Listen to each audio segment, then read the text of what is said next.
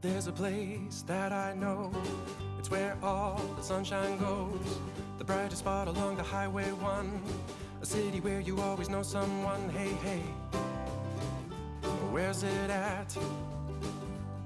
Hey, hey, hey, Medicine Hat.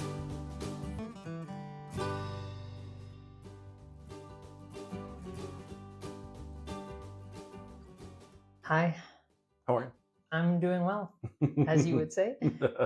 Trevor Moore, the one and only. Well, actually, that's not true at all, because I'm sure there's plenty of Trevor Moores, but the only one I know, and I'm interviewing today on my Helping Hatters video podcast. And tell me a little bit about who you are and how you came to live in Medicine Hat. Yes, and like you said, there may be other Trevor Moores. There certainly are. There's one that plays in the NHL. I don't ever get confused for him, but there is a comedy magician in California by the same name, and occasionally we cross paths mistakenly in threads. So there are other Trevor Moores, but yeah, Medicine Hat. I mean, really, for the most part, I would call it home. I mean, I was born in the Okanagan, born in Vernon, BC, and attended kindergarten there. My parents moved out this way because my dad's family was in Medicine Hat. My mom's family was in Lloydminster. So between kindergarten and grade 1 was the shift to Alberta, and I've been here ever since. And although Vernon still feels like home in my heart, I like the mountains, I like the trees, I like that stuff. But everything in my life in terms of formative, development happened here in Medicine Hat, and I love it here. Yeah. Yeah. So pretty much implanted quite young. Yep. And that's me too. I came here when I was about 5 or 6 years old from Swift Current, Saskatchewan. So yes, that can be my hometown, but this is definitely where I call home. Yep. And will always be a big part of my life.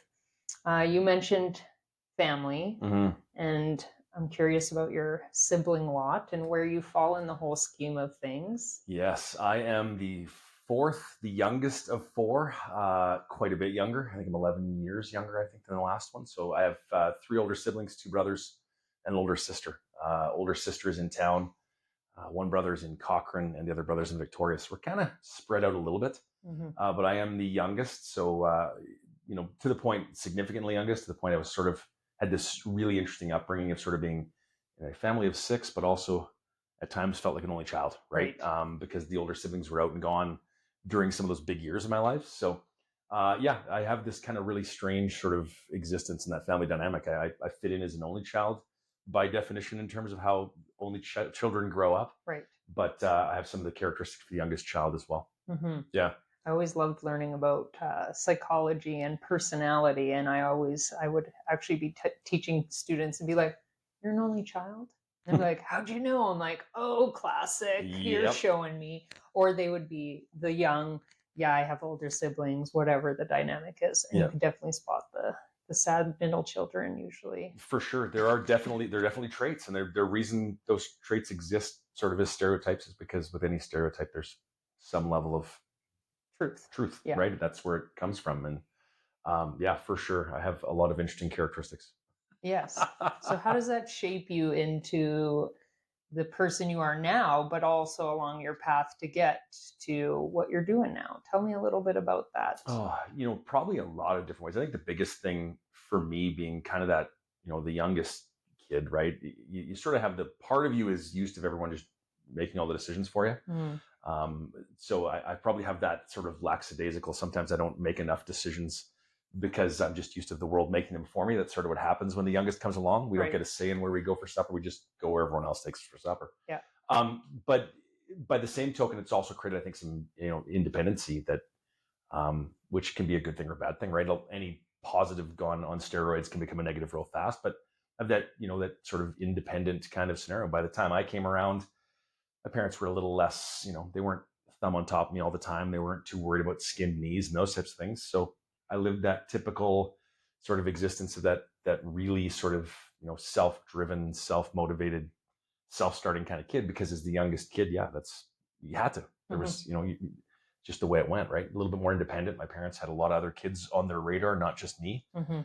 So those kind of things really shaped me, I think. And by the same token, I think when I look at like what I do very specifically for a living and the speaking and coaching side, it probably has shaped a lot of that stuff too, right? Like a lot of, and I don't say this in a bad way. It's not a knock against my family upbringing. I had, by all reasonable metrics, a great upbringing, right?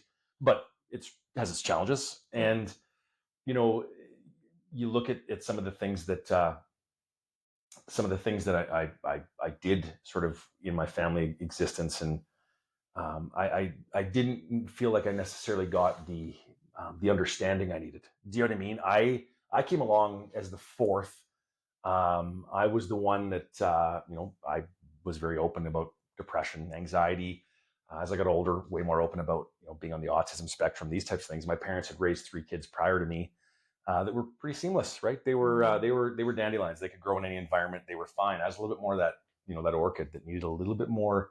And back then we didn't acknowledge that stuff the same way, right? My parents just weren't equipped with it. Society didn't have the same thoughts about it. And so I came along and sort of, in hindsight, looking back, it's one of those, I fell through the cracks in a lot of ways where I needed community. I needed people to be able to help me understand that what I was going through is very normal and these things. I didn't have that, right? And I think that's a lot of that upbringing kind of leads you to the things that, where were the holes in my world, the things that I can find moments where I wish I would have had somebody in my life at that point in time who could have helped me. And then you just sort of become that person. You want to be the person that catches everyone in that moment. You're like, I was there. I don't want others to fall into that same scenario. Right. So, a lot of positive that comes out of that upbringing. But yeah, I had that really interesting upbringing, being that final kid and learning some of that independency and those things. Same thing with my creativity. I think my creativity probably comes out of that, right? You're left alone a lot to your own thoughts. And back then we didn't run to the TV and the VCR and the Wi-Fi or those things. We got creative and we took box lids and made sleds. We just whatever happened, right? So many of those things have really probably shaped who I am today, right? In the origin of it all, a lot of really good things have come out of both the good and bad challenges when I was younger, right? Yeah, that's really cool to have the insight, and the hindsight is 2020 to be like, oh, that makes sense why I ended up the way I am or doing what I'm doing. Totally. So take me back to graduating from high school. What's Trevor like? What is his dream, passion? Where does he think life's going to take him? And then where does it actually take him? Yeah. Wow. How long do we have? When I look at like high school, I had a pretty big passion for aircraft and airplanes and things like that. I wanted to be a pilot, right? Like that was really it. But I'm colorblind, right? So I could only be a private pilot or like a little private pilot's license. I couldn't get a commercial or military or anything. So that really sort of snuffed that fire out. It's always been a passion of mine. It's always something I wished I could have done. I also had a lot of interest in medicine and that type of stuff, and thought about being an athletic therapist or things like that for sports teams because I was a sports guy, right? So those were 2 areas that kind of really jumped out at me. One of the things that came right out of the gates and sort of hit me was right out of high school. I was a pretty good golfer and a pretty good player, and at that time I was working at the golf course, and it was suggested that maybe I consider a life as a golf professional. And so I came right out of high school, spent a year trying to think about what I wanted to do, took some business at college, and then decided, I was going to take up that opportunity to try and become a golf pro. And I did. I'm happy I did. It was a great experience for me. It served its purpose. I mean, now in my life, I don't do a whole lot in the whole golf world just because it doesn't fit where I am in my life, right? With grandchildren and kids and us getting closer to retirement now, I have different visions and goals. So being a golf professional doesn't really fit that. But that was sort of what I came out of high school, was jumped right into the world of professional golf, and ended up starting in 2000 my own teaching and coaching academy. Ended up teaching and coaching full time, became a collegiate coach, working with players all over the map, both professionally and amateurs, and really found a passion in that realm and ended up being that golf coach. The interesting thing about it was, and this is sort of piecing it back, I had no idea at the time. It's not like I was a wise guy who just knew all the paths.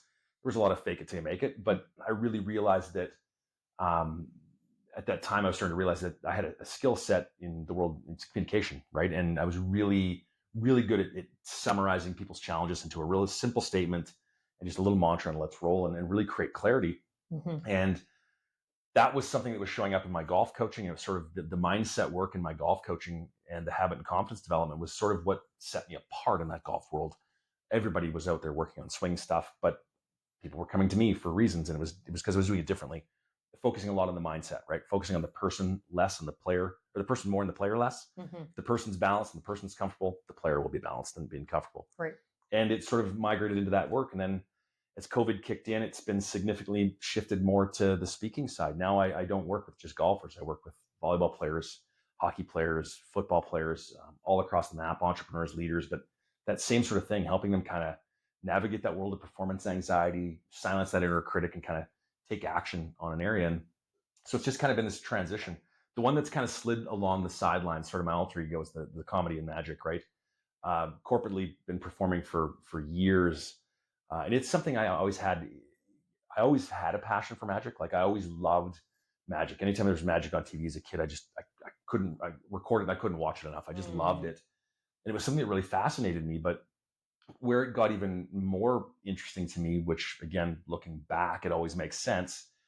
Um, we didn't have fidget spinners back then, right? And it was okay for me to shuffle cards all the time. But that was my way of fidgeting. And being on the autism spectrum, we're looking for these ways to stim and different things. And for me, shuffling cards, like I just felt like a whole different human with a deck of cards in my hand. So I spent a lot of my time as a kid just shuffling cards. Didn't play a lot of cards, just shuffled them.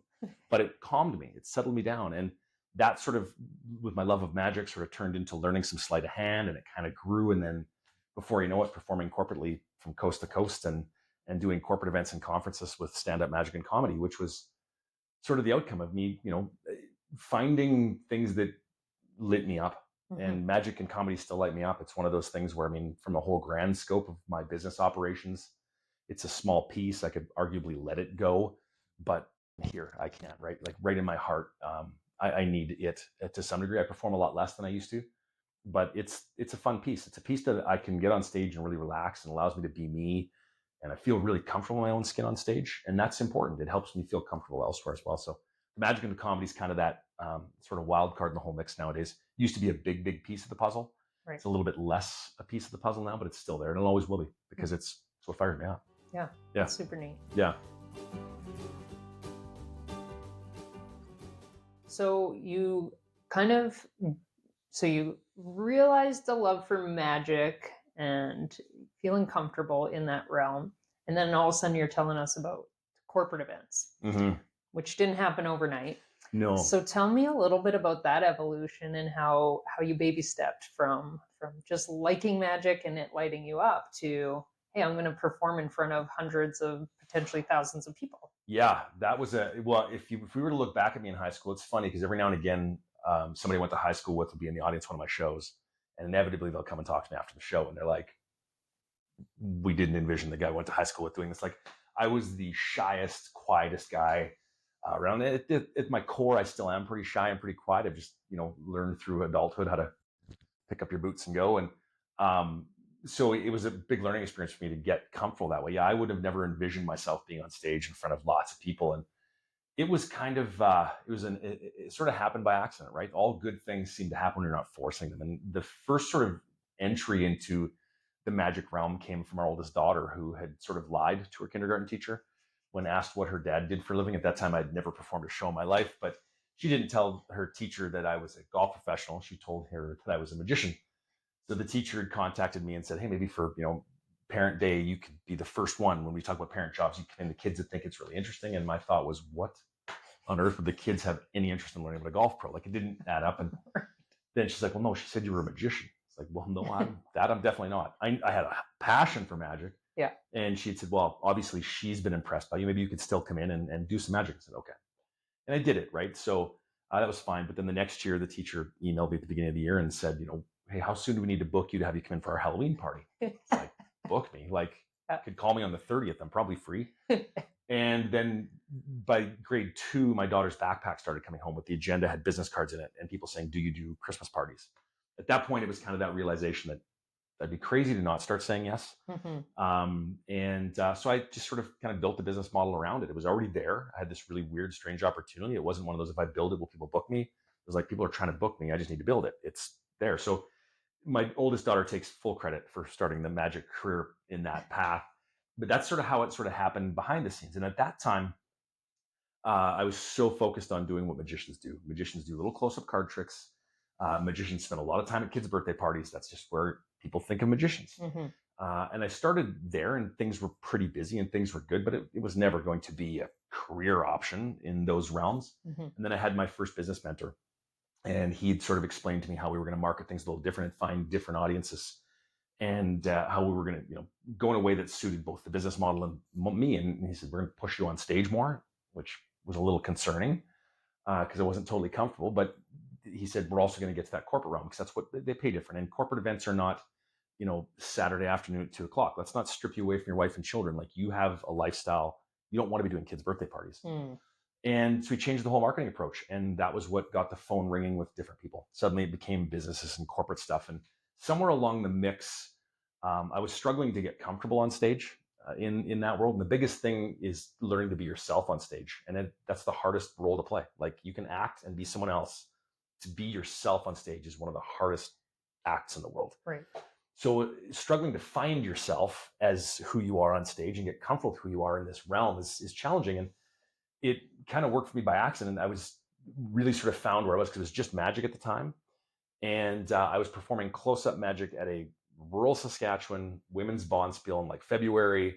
I was just supposed to come in during cocktail hour, do a few close-up tricks at some of the tables and wander around. No problem. It's what I do, right? I was really comfortable with that.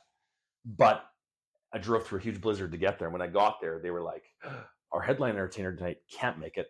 You're already here. Would you be willing to do some stage work? And I was like, well, I don't do a lot of stage work. And they said, it's no big deal. Like, we have nothing. Anything you could provide is better than nothing at all. So it was kind of this opportunity to kind of go, you know what, just go freewheel it. Like, nobody's expecting anything of me. Yeah. I've not oversold myself. And by the nature of it being a ladies' bonspiel in Saskatchewan, at the end of the day, it was a riot. It was a lot of fun. Yeah. And there was a whole lot of, I just ad-libbed and made stuff up and talked to the crowd and just sort of used my sense of humor. Mm-hmm. And it was amazing. It was so much fun.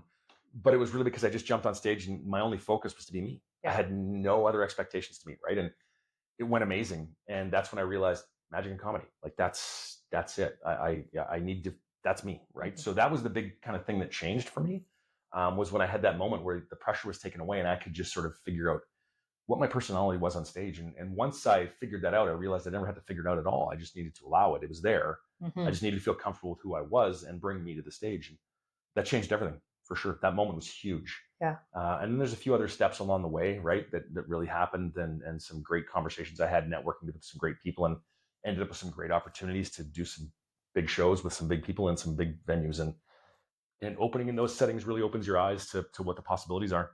And it was awesome. So it's kind of been a really interesting sort of scenario. Lots of great stories about the magic and comedy side, though. Yeah.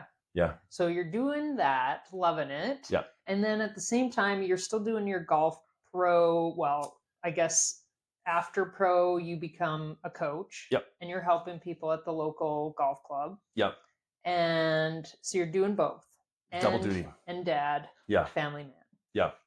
So then how does Trevor shift into life coaching and this mentorship role you've kind of given to lots of people? Yeah, a lot of that hinged on a few things. I mean, one of them being some of the experiences that I've had. I mean, some of the negative experiences, if you will. I mean, I've learned so much through them, but I mean, I have obviously navigated mental health my whole life.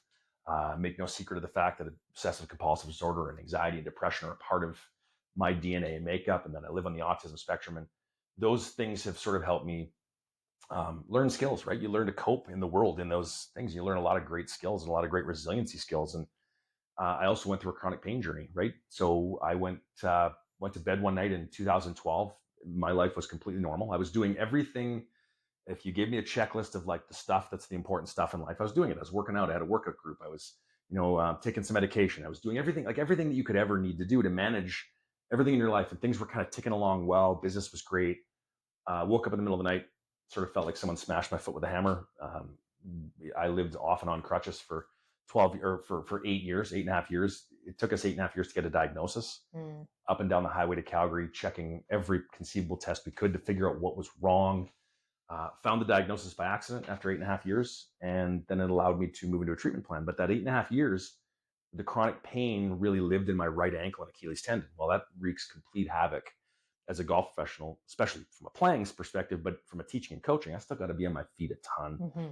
And I was getting older, and I was just, it was kind of one of those, life was sort of saying it's time to get off your feet a little bit more, time to have a little bit more balanced lifestyle. And it was also COVID that really gave you that chance to go, well, you always wait for the right time. It's like my whole schedule was completely clean. Yeah. I could do whatever I wanted and reinvent. And it was kind of that push, right? It just sort of met me where I was age wise. It worked for, where our kids were at their stage of the life. And it was great to be able to be home and be up for them at nights when they came home and after school and things like that. So it just kind of sort of was that I had a very different set of priorities in my life in terms of what I needed to. I needed to have something that I could comfortably do through my chronic pain, or do with some predictability. And my new existence does have less impact, or is less impacted by that. When I have a chronic pain episode and things flare up, it doesn't take me off stage. I can stand them. It's not a big deal.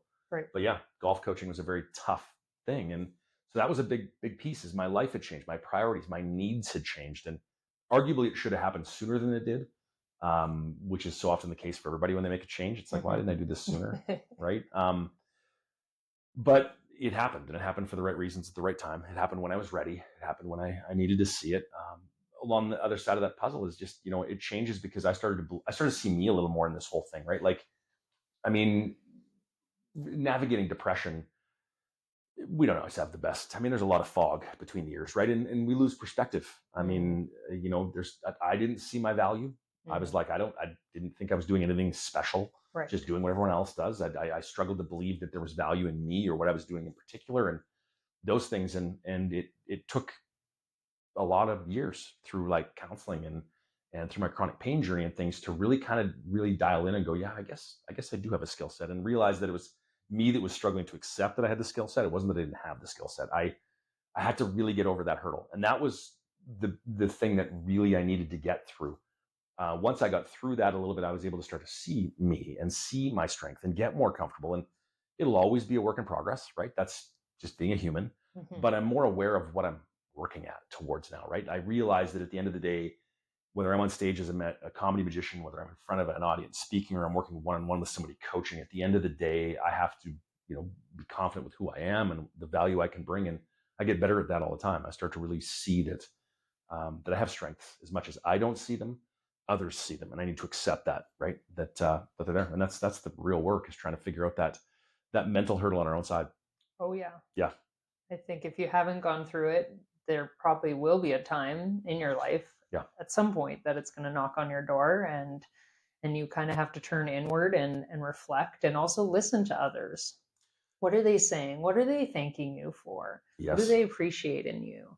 And I think that's how we became kind of closer. I had a big life transition and left the teaching world, and we had met during my last year of teaching, and I was teaching an entrepreneurial program, and you happen to be partnered with the college to come in and teach us weekly lessons, and it was amazing, and I learned a lot from that, and I knew you were kind of dabbling with this life coaching stuff, and I was like, hey, can you help me? And you said, heck yes, let's do it. Let's try. And so tell me a little bit about what you do on that side of things. What programs do you run, and what do those look like for people attending? Yeah, for sure. I mean, I have a bit of a mixed bag in sort of the area that I work with. I typically work in the world of habit and confidence development, working a lot with the three primary sort of areas I work with is athletes, entrepreneurs, and leaders. With the leaders, I work a lot on trying to build resiliency skills so that they can just kind of find a little bit better work-life balance for themselves, and try to figure out how to manage the priorities. Maintain perspective is a big part of that. As soon as we lose perspective, we don't manage our priorities well. So I do a lot of work with leaders in that respect, really sort of helping people, break that inner critic and really figure out how to manage their time, energy, and actions in a healthier and more productive way. Because we've gotten to that point where society has sort of convinced us that burnout is the norm. If you're not burnt out, you're not trying hard enough. Right. And we get stuck in that rise and grind culture. And so that's a group I work with quite a bit, both privately and in group stuff. And then the other side, I work with the resilient athlete, which is working with competitive athletes and sports teams, really helping them sort of through that scenario where it's, they're struggling to see consistency in their play. They're struggling to manage adversity, which sports is just filled with adversity, whether it's bad calls, bad bounces, or whatever, injuries, all these things happen. So I work a lot with sports teams and athletes, helping them really understand how to sort of manage their focus on a daily basis and really take ownership of their personal and professional growth. And I work a lot with sports teams now, trying to get them to the point where they can maximize their potential and play more consistently.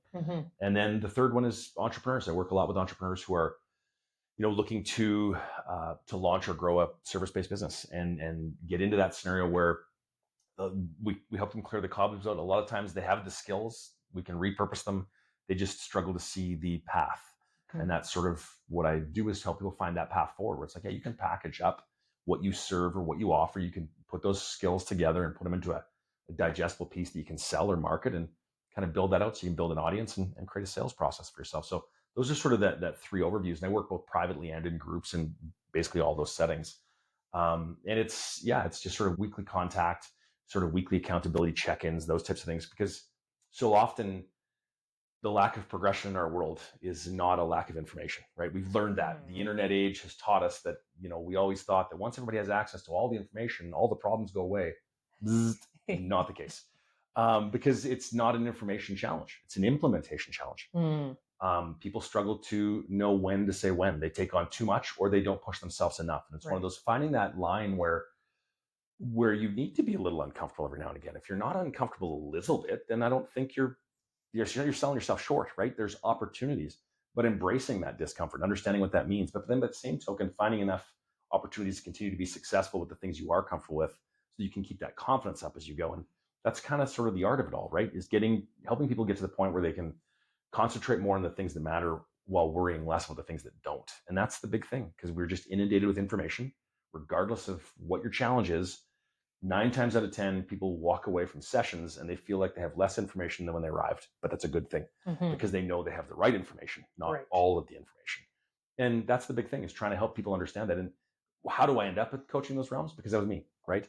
All coaches who are in it I would say for the right reasons, or for the passion of it, will see themselves in every avenue they go, right? I was the burnt out leader. I was the golf coach that was trying to keep everybody else, making sure they were on track, but I was not able to take care of myself. I was the burnt out leader, which is where the resilient leadership coaching comes in. I was a young athlete who was, whether it was hockey or golf, both of which I was very skilled at. I was a great player, not to suggest I was anything better than just a great player. I wasn't this amazing next, phenom who was unjustly done by the system. No, not at all. I realized they're good. I was not that good. But I had lots of great skills. I was really way better than average in both hockey, but I failed to meet expectations. A lot of it was because of my mindset. In hindsight, there was more going on with my mindset, because my mental health was a big piece of that puzzle. But I was that young athlete who just felt like no matter how hard I work, it doesn't matter, nothing works. And so that's where I work with the resiliency of the athletes, is helping them understand how to get through these head games and work through this with yourself. And then as an entrepreneur, starting my first teaching and coaching academy in 2000, it's like, I had the skills to teach and coach. I had no idea how to market, sell, or package it. I wished I had that sooner. So that's sort of how I ended up coaching in those realms. It really was something I can relate to. I can relate to the people in all three of those genres. I understand the point they're at in their life, the challenges they're going through, and the overwhelm and the fear and the self-doubt that goes with it, because it does, right? Yeah, and you're really good about letting people know the honest side of Trevor Moore, as well as, I think, giving them a little mirror to see them for who they truly are. And you show such vulnerability in your coaching, and I'm sure somewhat in your comedy, and anything you do as a viewer see that you are authentic. And I think that says a lot about you as a person, but also how you can best step forward into yourself is truly do what you love, do what lights you up. It might be the weirdest thing, but making paper airplanes on a stage might be exactly what thousands of people want to see. Yeah. And authenticity is huge for me. And I think it is for most people. Try to be authentic, right? But sometimes it's hard. It's harder. Sometimes it's a harder task than it sounds like, right? Ironically, I think it's so funny that we tell our little kids, like, just be yourself. There's nobody in the world that's better at you than being you.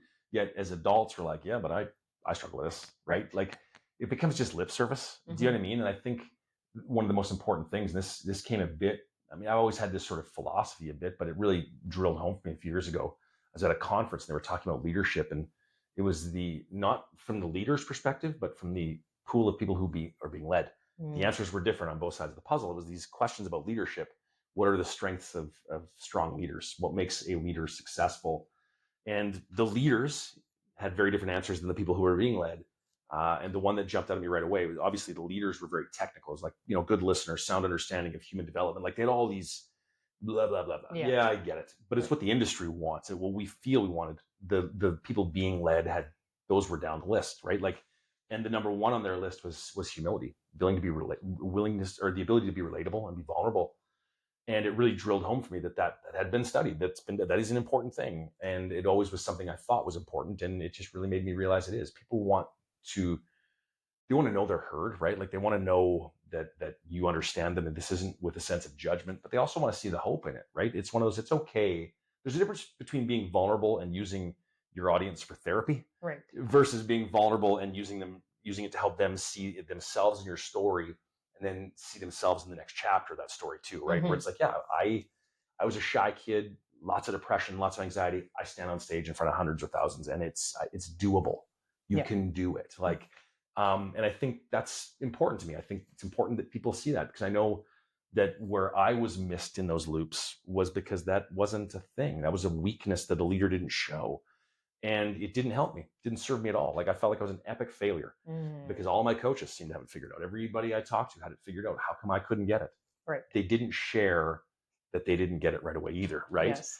And it matters, right? Like my favorite teacher in high school, my math teacher in Math 30, self-admittedly said, I barely passed Math 30, but that meant she had 11 ways to explain the concept. Do you know what I mean? Where the really, really highly intelligent person doesn't necessarily become a great teacher because they only know one way. And it's like, if you don't get it, shame on you, not shame on me. I've showed you the road.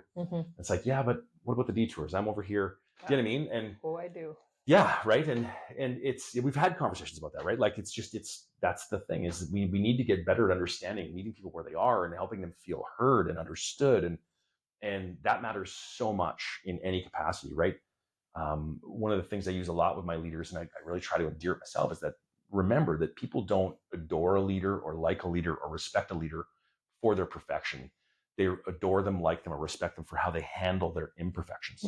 We don't need to be perfect. Right. In fact, it's very powerful when people see your imperfections, or when they see that was something that was successful, but it was filled with self-doubt. It was filled with challenges the whole way there.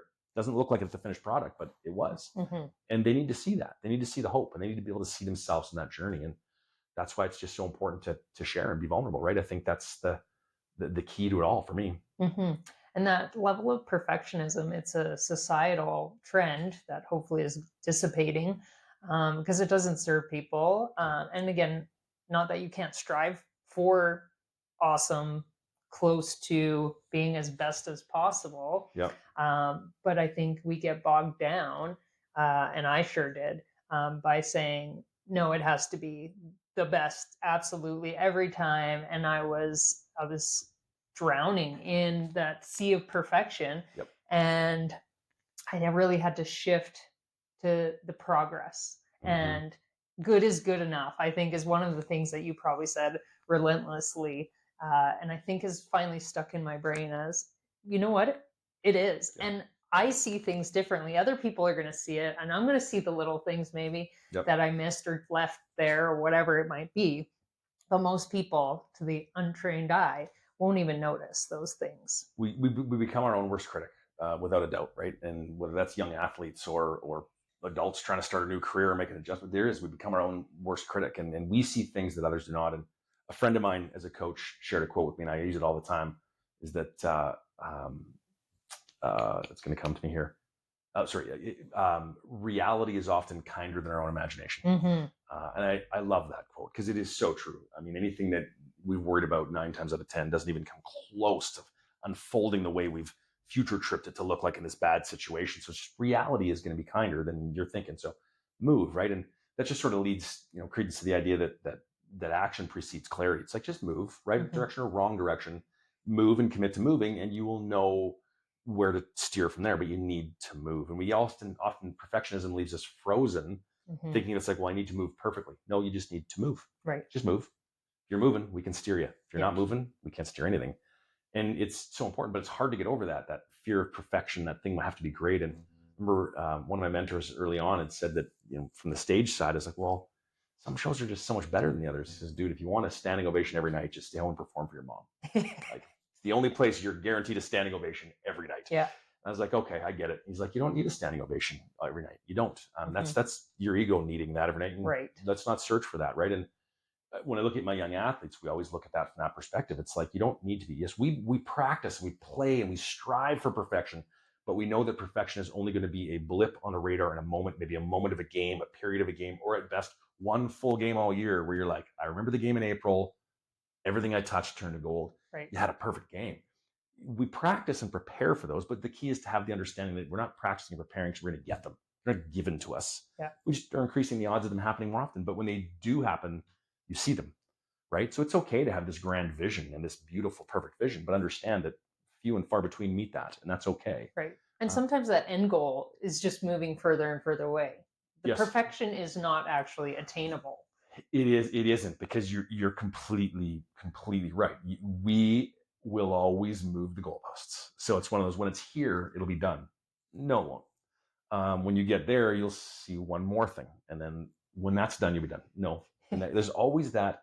And that's okay, right? I think one of the things I find is that, like, we live in this world of growth, right? There's so much information about growing, getting better, being better, evolving.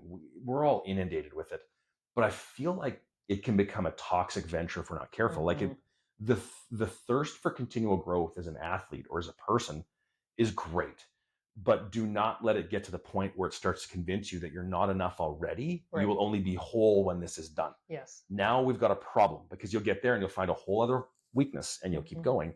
So it's one of those, the striving to grow is powerful. It's important. Like, we should want to be growing. That's just the way it should be. But don't do it with the lens that I'm broken. Growth means I'm fixed. Right. No. It's that I'm okay now. I'd like to be a little more okay. That's okay. It's just a whole different perspective on it, right? That continual thirst for that growth. I mean, I've been there in my life, and I've seen people in their life where it's like, enough. You've read 11 self-help books in the last 2 weeks. You've got 61 podcasts. Just, you've got enough. You're okay. Just take some small action on the little information you have now. You don't need more, but we tend to think we need to be more and more and more. We don't. What we got now is enough. It's okay, right? It's that old joke. What do you call C's? Doctor that got C's and I's in college. Doctor. Yeah. Right? They're still qualified. Mhm. You don't have to be perfect. Yeah. And I think that hits home for me is that it's a little by a little becomes a lot, is one of my favorite mantras you gave to me, which I probably have written a few different places. I've got a little one in the corner over there. Hidden over there. Yeah. And it's another one of my favorite mantras is baby steps, and they go together in chipping away. And I could reflect back now that last year I was addicted to the self-help and like, what else can I do? What else can I do? Yeah. And now I'm like, okay, there's a lot out there. I'm overwhelmed. There's a lot of books still I haven't read. Yeah. But a key term I learned late in the year was integration, which is what you're saying is also you have to digest, see what lands with you, incorporate it into your life, and that's where the growth happens. So I think that's important to like couple it together. Yes, learn, and also relax, enjoy, practice it, explore what that looks like for you. Well, you've been there with me a lot. Right?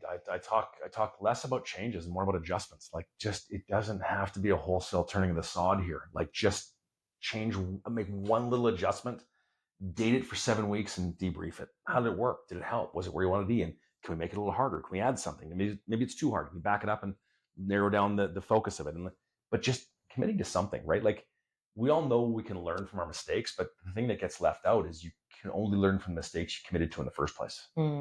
If you get to a T intersection and you don't know if the answer is left or right, and you get there and don't make a decision, you get there tomorrow, you still get there and have no decision. If I get there and go left, but it was the wrong answer, I get there tomorrow, I now know right is the correct answer. I needed to make a decision to have feedback, or the feedback loop is missed. Right. And it's just one of those, get moving. Just move. Inevitably, and we probably talked about it at the beginning as well. It's like, I don't know if I'm moving in the right direction. Well, you probably are, but just move. Right. It doesn't matter. Everything is correctable. We'll adjust, right? Like, we get so fixated on having to move perfectly. And, building goals or personal growth for ourselves is just so much like writing an essay.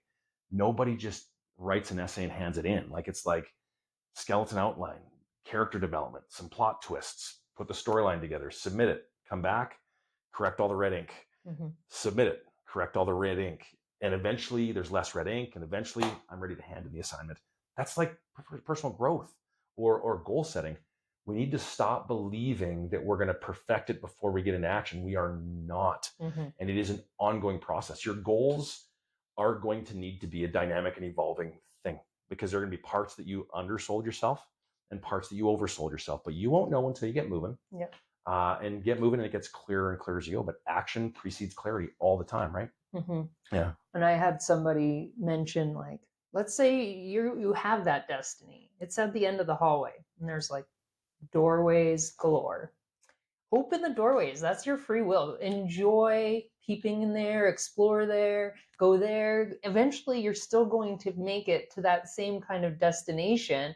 How you get there, that's up to you. And all the wrong turns that's a label we put on things as right or wrong, but they're just different. Yeah, for sure. Like, and that's where it's so important to have this, like, this clarity, this path, or this vision for ourselves. Like, people often say, I'll use working out as an example, because we're in January. Everybody's got a New Year's resolution to work out and eat healthier and do everything.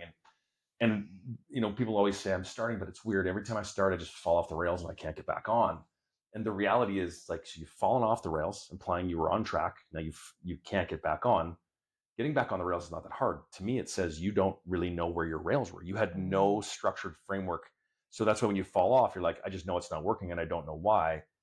You need to have rails to be able to put. So when you have this clear vision or this success path framed out, you can take all the detours you want, and you can always get back on path and go explore, see the sights, learn, meet people, grow. But you need to have clearly defined rails first. Otherwise, you're just everywhere. Right. So if you're struggling to get back on the rails, to me, it's more often the case of you didn't have rails in the first place. That's why you're struggling. You don't know where you're supposed to be. You're just knowing you don't want to be here. Right. And that's a big different thing, right? So it's one of those, which is important too. It is, yeah, exactly. It's nice to know where you don't want to be. Yeah, for sure, right? Check that off the list. Check that off. We've got some situational awareness. This isn't where I wanted to be.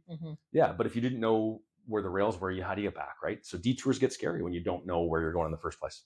Well, and it's like you might have a dream, a foggy dream, and the path may be there to that destination, but all you can do is take one step at a time.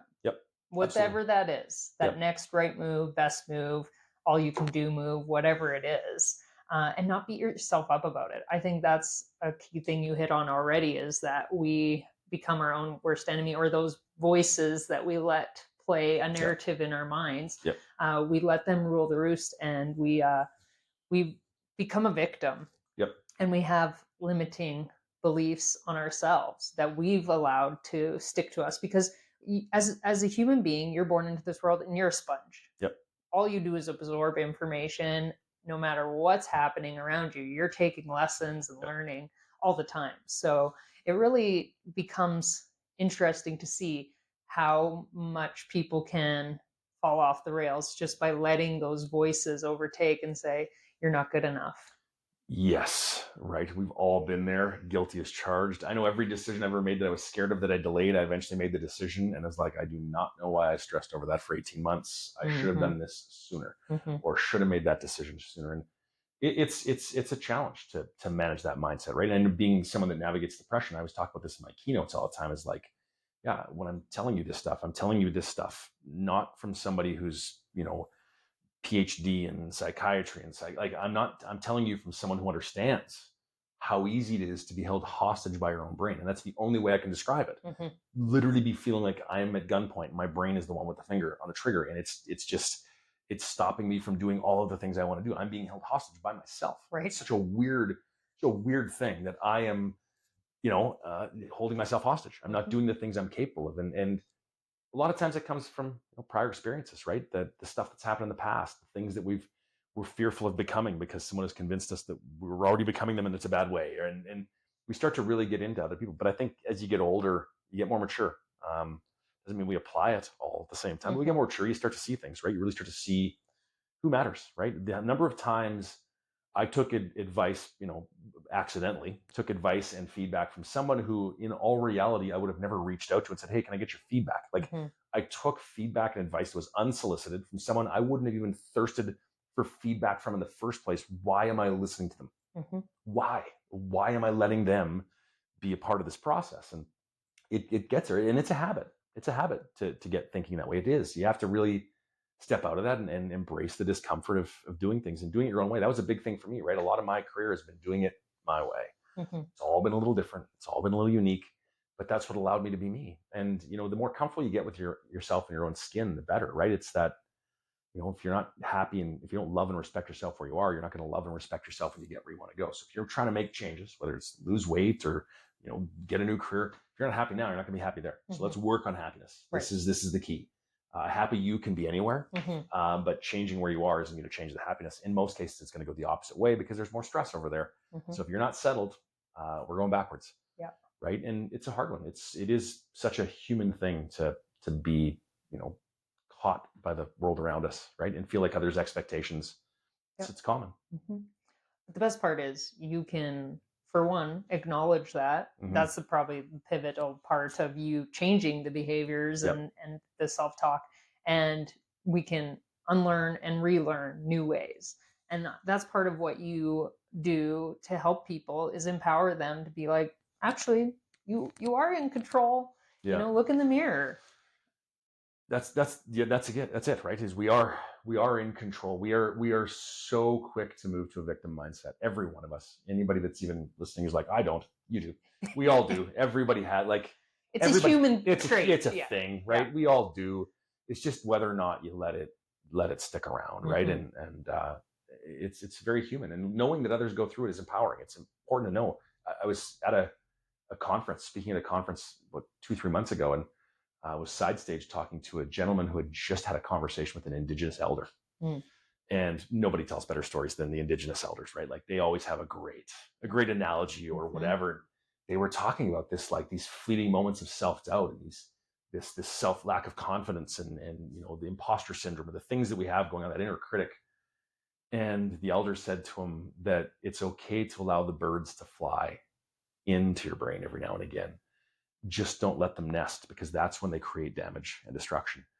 And I loved it, because it is one of those. Yeah, there is a valid point to being the old. Am I good enough? Should I choose? Like, those are honest questions to ask. Like, but you can't let those root. You can't let those thoughts become your view of yourself every day, or you will always fall short of where you want to be, because you will be just forever in this perpetual loop of I'm not enough. And I love that analogy. It's like, yeah, the questions are coming, asked and answered. You don't need to revisit this with your brain. Your brain is just trying to distract you. You've already clarified this. You don't need to clarify it again. Just move on. Hardest person to set boundaries with is yourself, though. Right? Hardest person is yourself. And that's a struggle. But it is so important, right? Like, being out there and talking to others is I mean, if new entrepreneurs, it's one of the things I say all the time. Just talk to people. Just get on and talk as often as you can. You'd be amazed at what you'll learn. You're not alone. Your story is not that unique. The everything you're going through, someone else has been there. It's been solved. Don't try to reinvent the wheel. And finding those mentors in your world can have a huge impact, because they let you see that it's okay. What you're going through is normal. Normal doesn't mean painless. Normal doesn't mean it's always moving forward. It's just, this is normal. This is normal. Yeah, it's a rocky path, but you can get there. Yep. And I think it's important to have a whole community of both professionals and just willing people. Like, I don't know where you would fit on your scale of professional life coach, but it's like, some things and you're willing to help people who are really truly wanting to help themselves. Yep. And sometimes you're in rooms with people, I'm sure, who are pretty skeptical, but I bet you they see a part of themselves and their story in whatever you're doing, and walk away saying, didn't think about it like that. That's the whole art to speaking, right? Is that our job is not to, I'm not standing there like PhD level talking to peers where we can industry jargon, everything. Let's show maps and graphs and data. The people I work with, that is not, I'm not speaking in those realms. That is not who I am. That is not my specialty. But my job is to be able to hop on stage and share my story in a way that allows them to go, I have been in that same position. I have had that same thought. I have struggled with, the storylines change a little bit. They can see the plot points. They're like, I can see myself in that story. And then when they see that, that's when you're able to see themselves a bit, right? All too often to that point in time, they've been given this is you. People are telling them, they need to be able to see the story and go, oh, I didn't connect A to B. Yeah, that's this, that is that. It makes sense. And that's really my job, right? Is to create that opportunity for them to be able to visualize and tell the story in their own mind of their story, so they know where they are. Because once you have that vision, things change. And that's sort of when they can see themselves in the situation, they're on board a little more, right? Because everybody's a little skeptical. We all are, right? I want to hear it one more time a different way. But when you allow them to tell themselves the story, when you paint the picture and they can see themselves in that story, it's them telling themselves, it's not you telling them. And now all of a sudden it sticks a little differently. They're like, okay, I get it, right? So being able to create that vision for them to be able to see themselves in it, that's the art of speaking. Yeah. And you do it so well. You are good at what you do, and it's nice. Anytime I get to interact with you, it's a pleasure.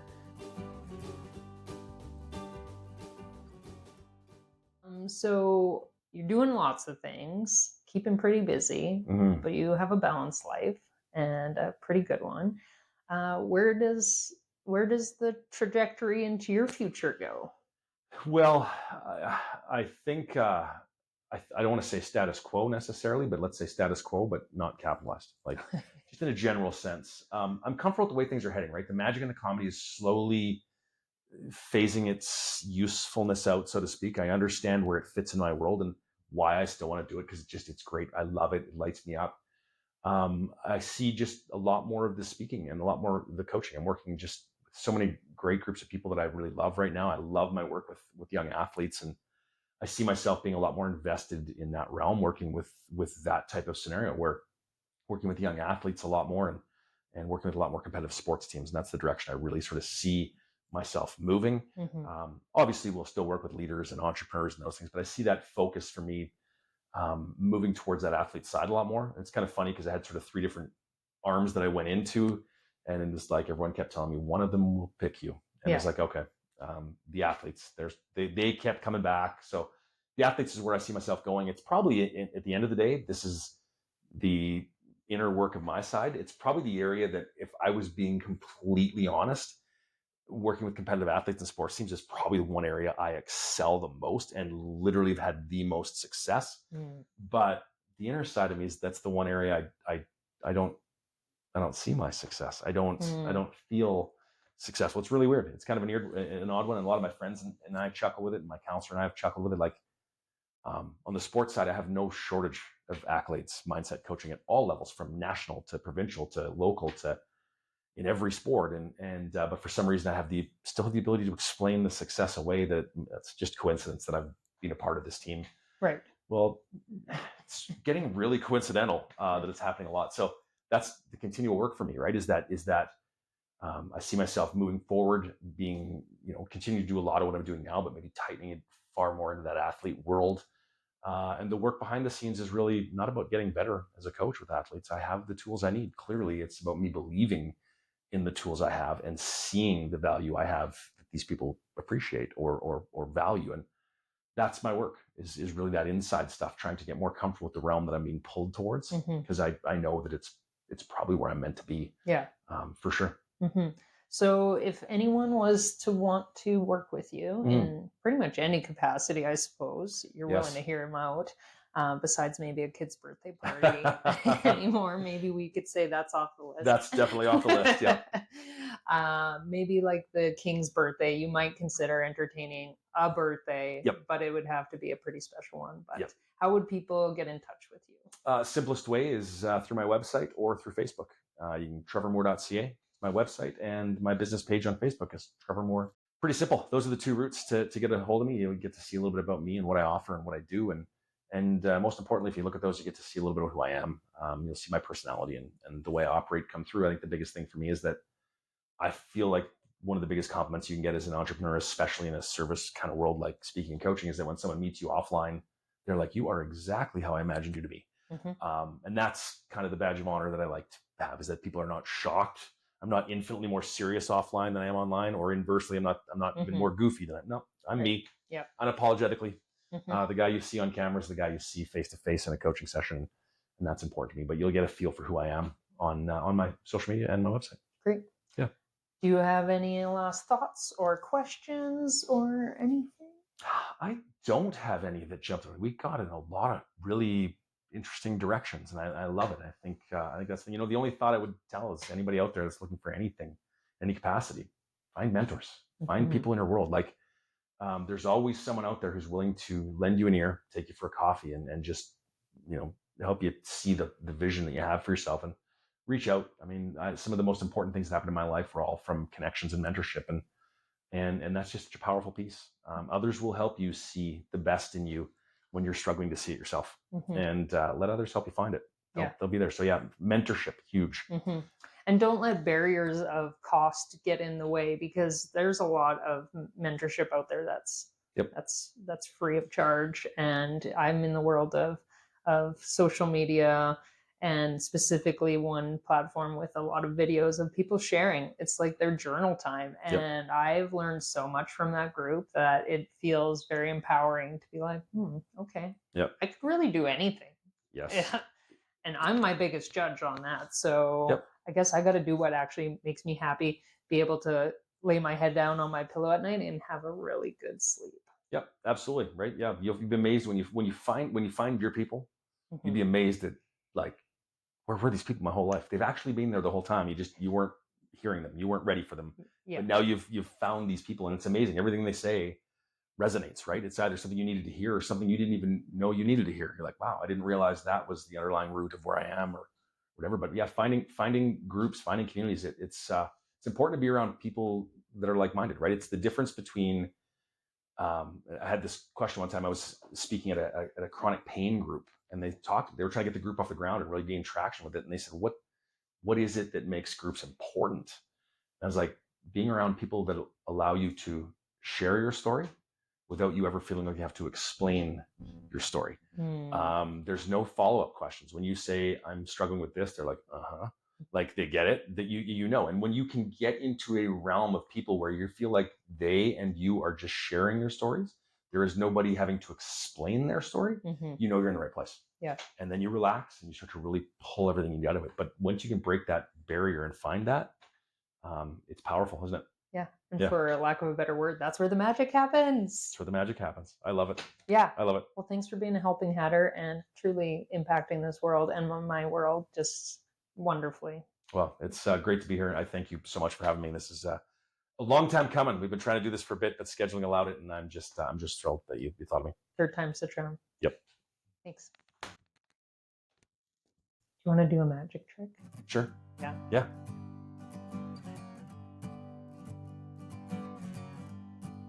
Yeah, knows for me. They are real cards. This would be a really good one to the camera. Cool.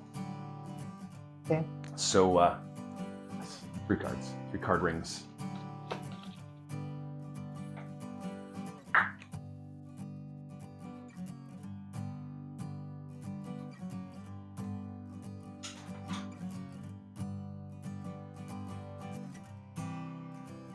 All right. Here's the first part of a 2-part trick.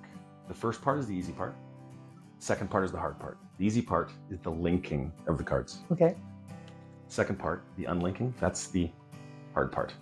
And the reason that one is so hard is because I've got to give you the cards as a souvenir after, and I have to make sure that you can't find any of the tears that you thought you just saw.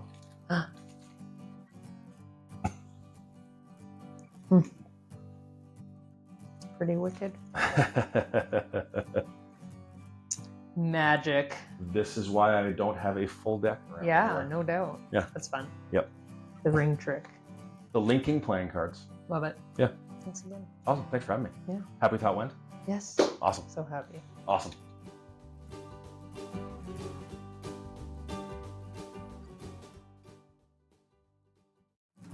There's a place that I know. It's where all the sunshine goes. The brightest spot along the highway 1. A city where you always know someone. Hey, hey, where's it at? Hey, hey, hey, Medicine Hat. Sitting on the treaty 7 and 4, a sunny spot with an open door, a running river with a few coolies, and the 88 Olympic teepee. Hey, hey, would you look at that? Hey, hey, hey, Medicine Hat. Oh, its roots run deep, the stomping ground of community, a sunny city where you always matter. We call it Hatters Helping Hatters, Medicine Hat.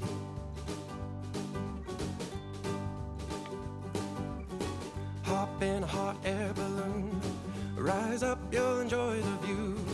Don't forget Medel de Pottery, those bricks have history. Hey, hey, welcome back. Hey, hey, hey, Medicine Hat. Oh, its roots run deep, the stomping ground of community, sunny city where you always matter. We call it Hatters Helping Hatters, Medicine Hat.